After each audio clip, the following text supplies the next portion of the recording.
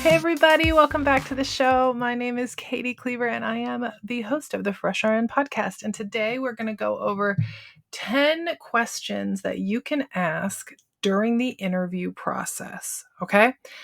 Now, this is important for you to be able to ask intelligent questions for a couple reasons. Number one, you really want that information that they're going to provide. You genuinely want the answers to these questions. But also, when you ask these questions, you look like a serious candidate.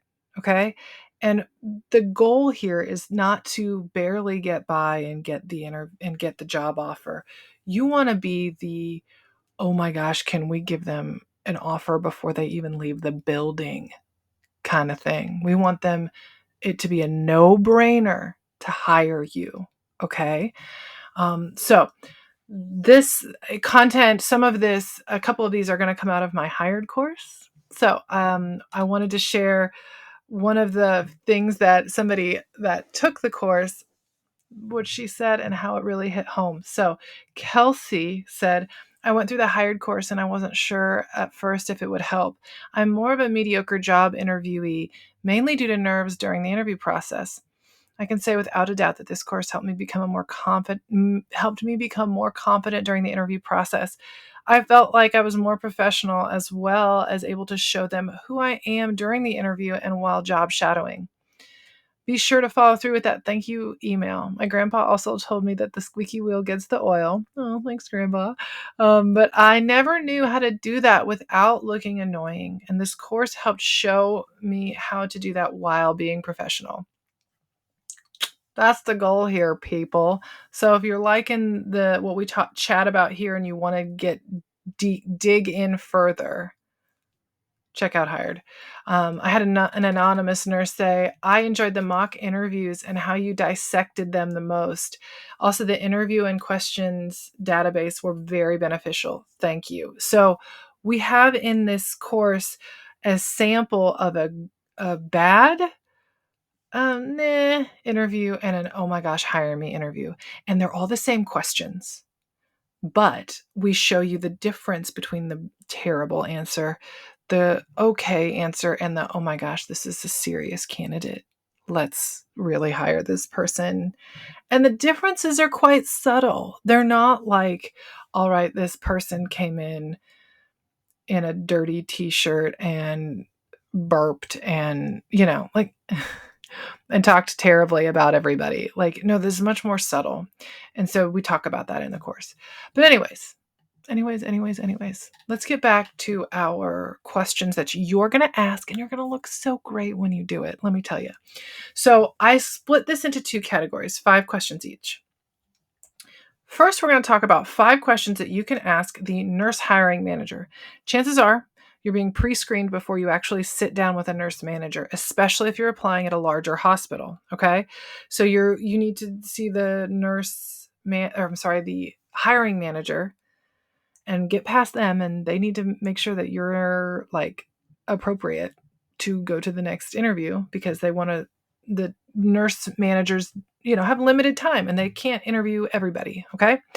So if you find yourself chatting first with a nurse hiring manager, these are some of the questions that I think that you really should ask. Number 1, can you describe the orientation process for new hires at this hospital? Oh, and caveat, or a thing that I notice is difficult is asking questions and then being okay with shutting up and waiting for the answer. We can over-explain ourselves. We can talk way too much. But what I want you to do is be comfortable asking questions and then stop talking. No, we'll try not to do awkward laughter or just, when you come into this, you are an asset and they are trying to see if you're both trying to see if you're a good fit. So it means not being too cocky and confident, but also not too timid and mousy. So, hey, can you describe the orientation process for new nurses at this hospital? It's important to understand what that process is because you would be possibly going through it. And it gives you a better kind of integration into the hospital. environment, because chances are you're going to have to do the corporate big picture orientation, but then your unit is going to have very specific orientation. Helpful to have an understanding of this before you chat with that nurse manager. Some hospitals are like, you have to do 5 full days of corporate orientation. And then once you get through that, you have to get your BLS checked off and you have to do that. It's very helpful to ask that question. Next question.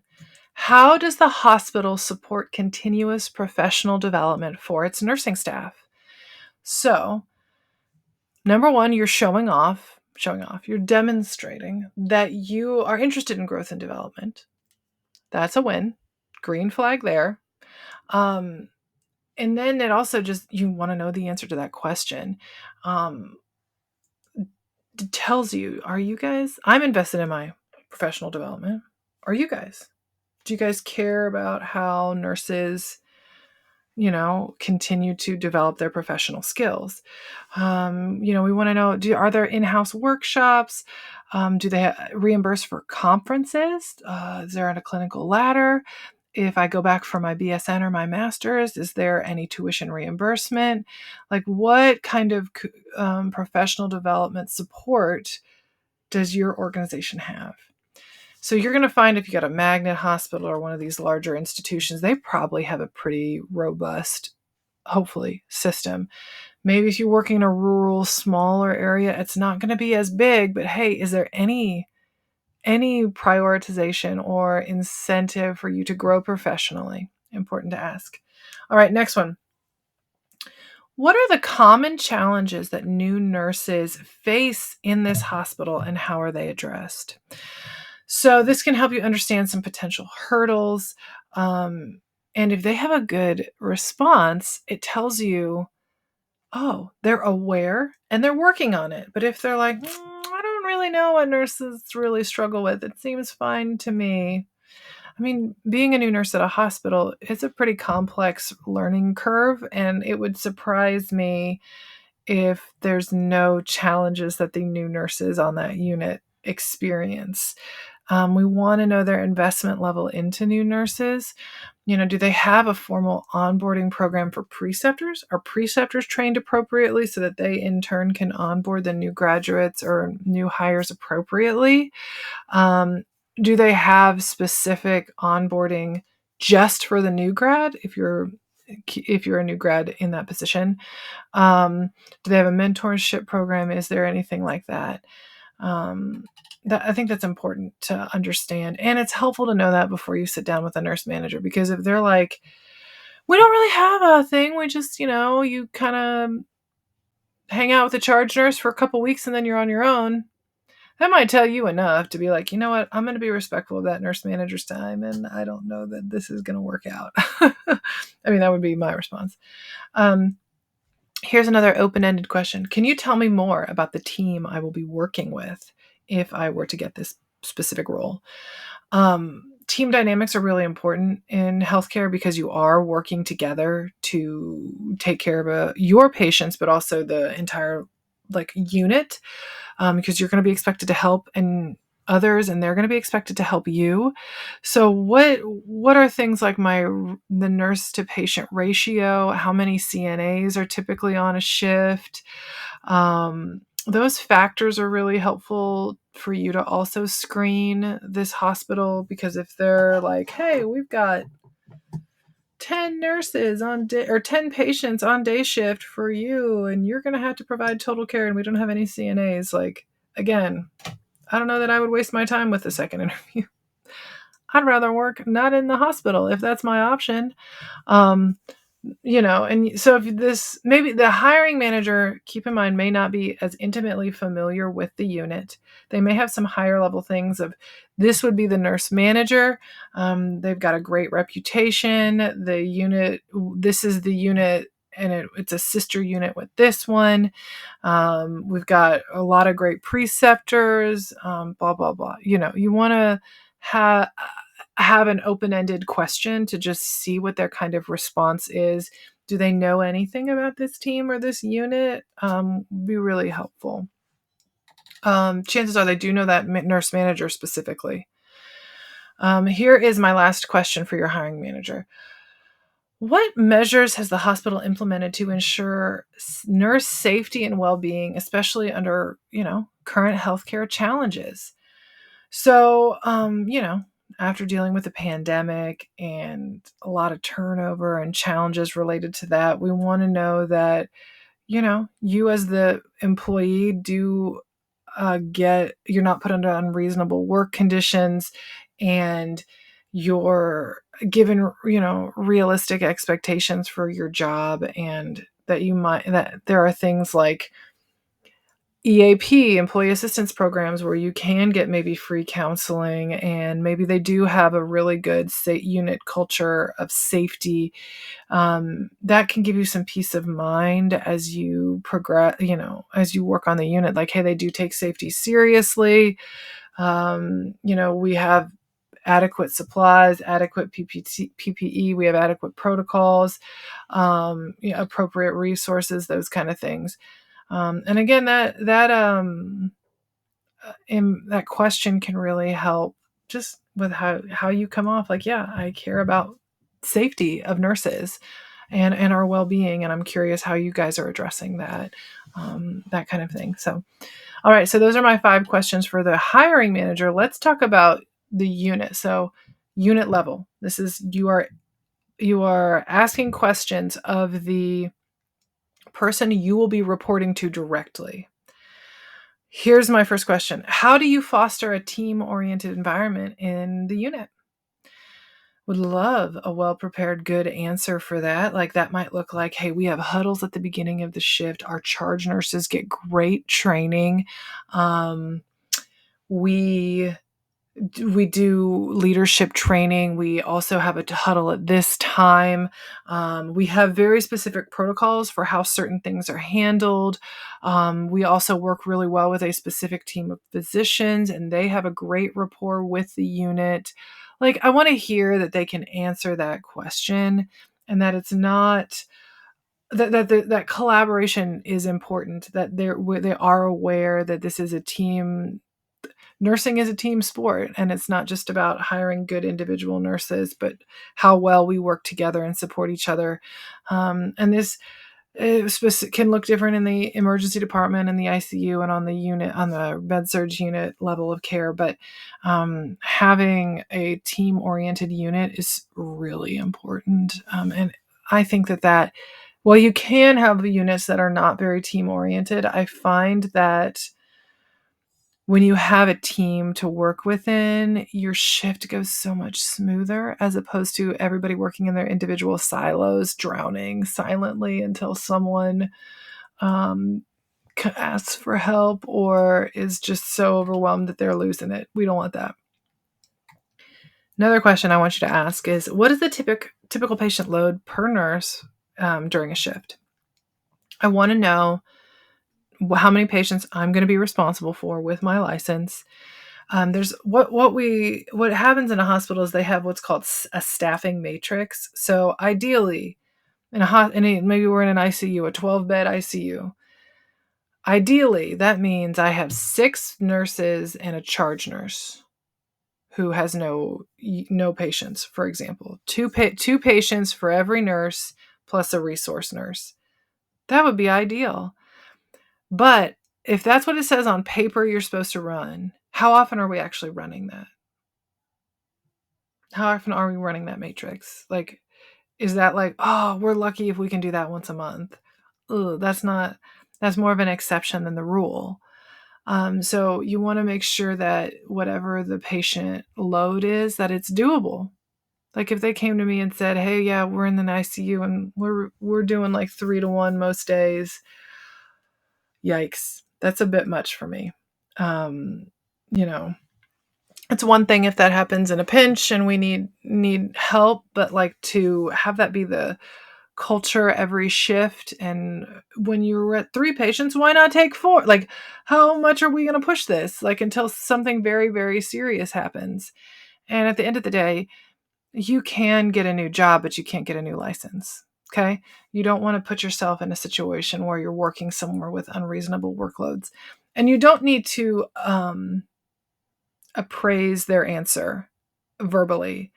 You want to ask what the typical load is, what the matrix says for that unit, and let them answer it and just, okay, thank you. That's very helpful for me to know. Not like responding to it, if that makes sense. You're gathering information, okay? The next one. Can you describe the type of support available for clinical decisions and emergencies on this unit? That can vary widely between hospitals. They may have something like a rapid response team and protocol that you would go through.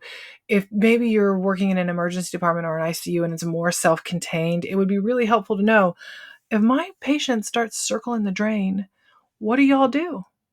Do you have a rapid response code and that person comes? Does a rapid response nurse round? Do you have charge nurses who don't have as many patients or no patients and can come and help? Like, how do we navigate emergencies and urgent situations or challenging clinical decision making? Do you have a CNS? Do you have a clinical nurse specialist on this unit? That would be awesome and really helpful to know.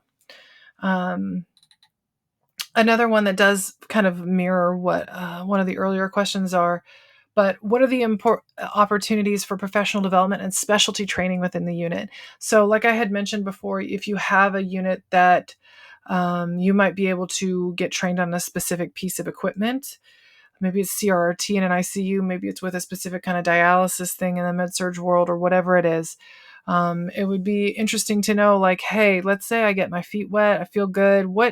Without jumping units, without doing anything crazy like starting a master's, what kind of ways can I challenge myself on this unit? Maybe it is being a preceptor, maybe it is being a charge nurse, but are there any clinical ways that I can get myself more challenged and take on responsibility for? Like, is there a specific thing that this unit does that I could learn more about and take a little course at the hospital and get checked off to be able to do a certain thing? Those are fun ways and helpful ways to increase the level of complexity without making a big life shift or a big commitment, and can help really advance your professional growth. And it looks great to ask this question. It is more specific than asking that hiring manager who might have big picture answers for what the tuition reimbursement is for the hospital, because that's a corporate wide policy. This one might be on this unit, if you've been here for a couple of years, you can do a specialty nursing certification, or you can get checked off to do this, be one of the super users of this kind of equipment. Little tidbit though. When we talk about professional development, I don't want you to be talking about in these interviews that you want to work in a different unit eventually. They're not hiring you for a different unit. They're hiring you for this unit. So if you're interviewing for a med-surg position, don't you be talking about, oh, one day I want to get to the ICU. Please don't do that. Do not do that. That looks like, all right, I'm just a stepping stone. I'm going to put all of this money and time into your professional development, and then you're going to be gone in 10 minutes. They're hiring for you for this role now. So be focused on this role now. We want to be positioned, because positioning is critical. Position ourselves as someone who is going to be a valuable asset for example, their med-surg team, not for the ICU team in 2 years. Okay? I want you to be devoted and focused on excelling in the role that you're being interviewed for, and not necessarily the next thing down the line. Can you say that, yes, one day I want to be an ICU nurse? Of course you could say that. Or I want you one day, maybe you're interviewing in peds and one day you want to work NICU. Great. But put the caveat in there of, while one day I do want to work in maybe a NICU setting, I'm really committed to being the best pediatric nurse I can be. And I am open to whatever professional development opportunities within that role are, because I don't know what the future holds. And maybe I fall in love with pediatrics and I have decided that the NICU is not for me. I'm very invested in excelling in this role. That is the reassuring thing that you really want to communicate. And then my final helpful question to ask is, how is feedback given to nurses, and how often do performance evaluations occur? So we hopefully there is a structured way that this is done so that they can just quickly say, yeah, we do if you're a new hire, you get one at 90 days, 30 days, 90 days, and then annually after that, or whatever it might be. It's really helpful to measure your goals, your success, your advancement, and the ability for your manager to answer that quickly and competently will speak to you how invested they are in that. You do want to know, you do need feedback. You are going to mess up, and you are going to need to learn to do things better. I would want to hear that the med surg nurse would say, hey, med surg nurse manager, hey, during orientation, your preceptor is going to give you a lot of feedback. And it's going to be direct, in the moment correction of things. And that's just the normal nature of the beast, right? You're going to be learning so much on the fly, or so much at the bedside, that the preceptor is going to be giving you a lot of feedback, and they're going to be sitting in on your first, you know, performance reviews. But then once you're off of orientation, it looks different. I may have to chat with you if I notice something was done that was not appropriate, or that just needs to be done differently. And that is handled where I would sit down with you in my office, and I would explain to you the situation. There are ways that you can improve your performance and whatnot. And then you can also see if they have things like a peer review committee, where if there's a sentinel event or something big that happens, um, how is that process laid out? They may also do something like regular one-to-one meetings, where if they once every quarter meet with you just to see how you're doing. Or maybe they do post-shift debriefing, post-code debriefings, and then the peer review process. So I hope those questions can really help you explore the fit between you as the new hire and that hospital that you're looking at working on. I want you to have the opportunity to ask smart questions and demonstrate that you know what you're getting yourself into. You're walking into a situation eyes wide open. You're able to observe the culture and what the day-to-day responsibilities of being in that unit would actually look like. And the interview is just as important for them as it is for you, because you want to have, an informed decision as you choose what job that you accept. And I think it's really important, guys, that it's not just about, I want to be in the ICU and I'll take whatever ICU job I can have. I've seen some very toxic units before, and it would be much better for an individual's mental health and life to to take a job on a much better run unit doesn't have to be the highest acuity possible.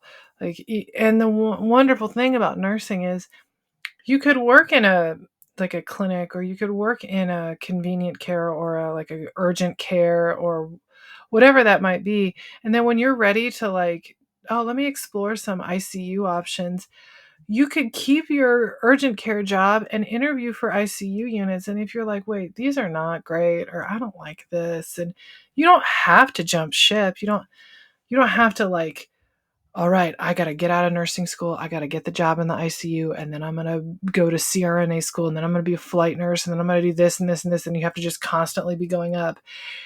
It's not like this constant level up thing. You make decisions that are going to work best for you in your life right now. So as a new grad, and maybe you're 23 years old, you want to work night shifts in the hospital. Great, go for it. And then maybe when you get a little bit older, you're like, and maybe you want to start having a family, and you're like, wait, I need a clinic would be best for me right now.